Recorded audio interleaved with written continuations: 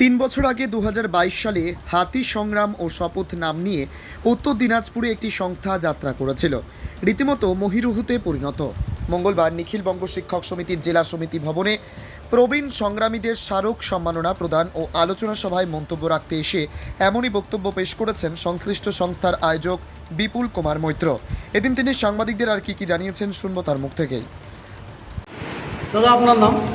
বিপুল কুমার মৈত্র। কি দায়িত্বে আছেন? সাথে সংগ্রাম ও শপথ আর কি কর্মসূচি হচ্ছে এবং কোথায়? সাথী সংগ্রাম ও শপথ 2022 সালের একটা সংগঠন। এই সংগঠনের সভাপতি আলোকিশোর সরকার, যুগ্ম আহ্বায়ক কৃষ্ণ সেনগুপ্ত এবং বিপুল মৈত্র।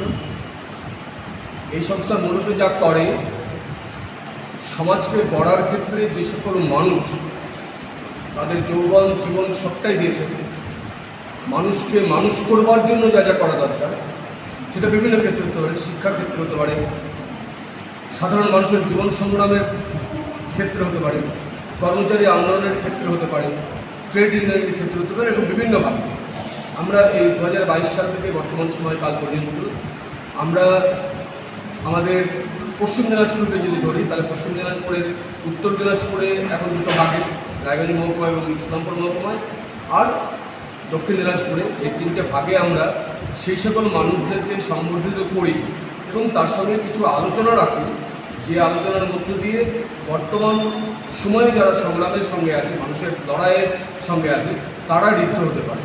আজকে যেমন রায়গঞ্জ মহকুমার ক্ষেত্রে আমরা শিক্ষা জগতের অন্যতম নেতৃত্ব, অন্যতম সংগঠন জাতীয় শিক্ষক কালীরঞ্জন চৌধুরীকে সম্বর্ধনা দিয়েছি।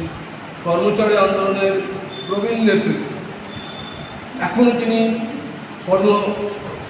সাংগঠনিকভাবে কর্মরত অবস্থায় অবসর নিশ্চয় পেয়েছে, গ্রহণ করেছেন চাকরি জীবন থেকে, কিন্তু লড়াই আন্দোলনে সামিল আছেন আনন্দগোপাল রায়চৌধুরী। আমরা এমন একজন মানুষকে সম্বর্ধিত করেছি, বেদান্ত বর্মন, যিনি একেবারে খেটে খাওয়া মানুষ, ক্ষেত মজুর থেকে শুরু করে সেই সকল মানুষকে সংগঠিত করেছেন জীবন সংগ্রাম লড়াইয়ের ক্ষেত্রে। আমরা সম্বর্ধিত করেছি হরিনারায়ণ রায়, যিনি রায়গঞ্জ পৌরসভার সাথে পৌরপতি ছিলেন তা না, ব্যাংক আন্দোলন, সেই আন্দোলনের ক্ষেত্রে গুরুত্বপূর্ণ ভূমিকা পালন করে, কারণ ব্যাংকের সঙ্গে এখানে ব্যাংকের কর্মচারীরা যুক্ত নন, সাধারণ মানুষ কী করে ব্যাংক পরিষেবা পেতে পারে, তার বিভিন্ন বিষয়ে যে মানুষকে এক জায়গায় নিয়ে আসা, তাদের চেতনার মধ্যে নিয়ে আসা, এরকম বিভিন্ন ক্ষেত্রে তারা কাজ করেছেন। ফলে আমাদের এই সংস্থার মূলত আমি বলবো যেটা, সেটা হচ্ছে আমাদের সভাপতি ভানুকিশোর সরকার, তিনি মূলত এই সংস্থাটিকে লালন পালন করেন। সাথে কৃষ্ণাদি আছেন, এর আগে দিলীপ নন্দী বলে আমাদের একজন ছিলেন, গত বছর আমরা তাকে হারিয়েছি।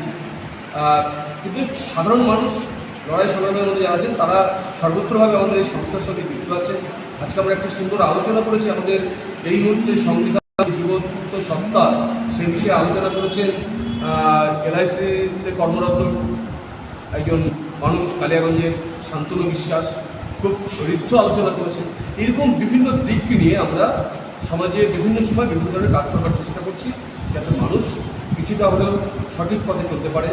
আর আমাদের সংবিধান থেকে শুরু করে আমাদের যা অধিকার আছে, সেই অধিকার রক্ষার ক্ষেত্রে আমরা লড়াই সমস্ত মানুষকে এক জায়গায়। কারা উপস্থিত ছিলেন আজকে তো বললাম, যারা সংবর্ধিত হলেন তারা তো চারজনের নাম বললাম।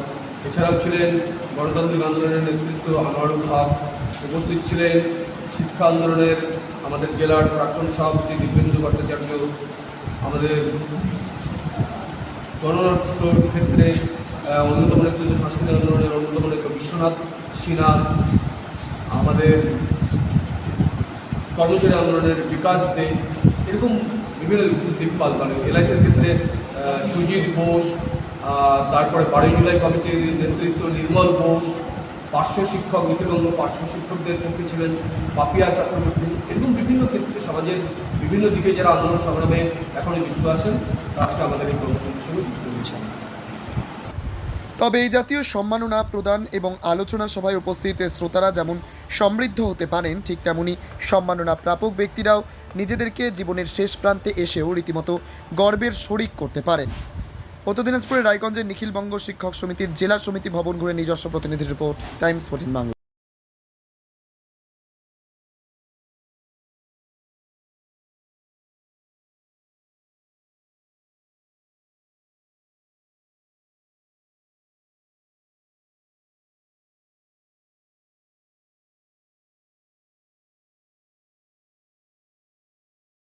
আপনি কি কিডনি রোগে ভুগছেন? তাহলে আর দেরি না করে আজই আসুন আপনার এলাকার একমাত্র বিশ্বস্ত প্রতিষ্ঠান জীবন রেখাতে। এখানে বিশেষজ্ঞ নেফ্রোলজিস্ট ডাক্তাররা লেজার ট্রিটমেন্টের মাধ্যমে রোগীদের সমস্ত ধরনের কিডনির এবং প্রোস্টেটেটের অপারেশন করে থাকেন। রোগী দেখছেন nephrologist doctor Arkaprabha Chakraborty, SSKM hospital, Kolkata. Doctor Sunil Kumar, Apollo hospital, Kolkata. Doctor Pinaki Mukherjee, NRS hospital, Kolkata. এছাড়াও এখানে প্রতিদিন অপারেশন করছেন ও বহির্বিভাগের রোগী দেখছেন ইউরোসার্জন ডক্টর আতার কাশিম, PG হসপিটাল, কলকাতা। তাছাড়াও এখানে স্বাস্থ্যসাথী কার্ড ও ওয়েস্ট বেঙ্গল হেলথ স্কিমের সুবিধা রয়েছে। আমাদের ঠিকানা রায়গঞ্জ, উকিলপাড়া। বিশদে জানতে কল করুন 8373066655 অথবা 8373066644 এই নম্বরে।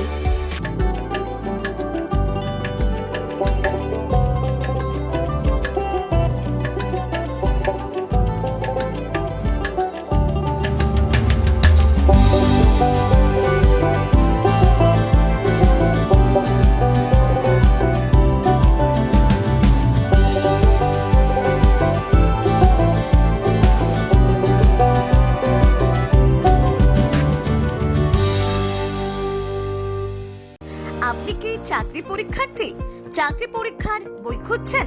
তাহলে আজই চলে আসুন সৌর বুক অ্যান্ড ম্যাগাজিন সেন্টারে। এখানে PSC, WBCS, bank, rail, ICDS, nursing, ANM এবং GNM সহ কেন্দ্রীয় ও রাজ্য সরকারি সকল চাকরির পরীক্ষার বই ও ম্যাগাজিন পাওয়া যায়। আমাদের ঠিকানা খড়িমোড়, মোহনবাটি, রায়গঞ্জ। বিস্তারিত জানতে যোগাযোগ করুন 9002904090 অথবা 9434347016।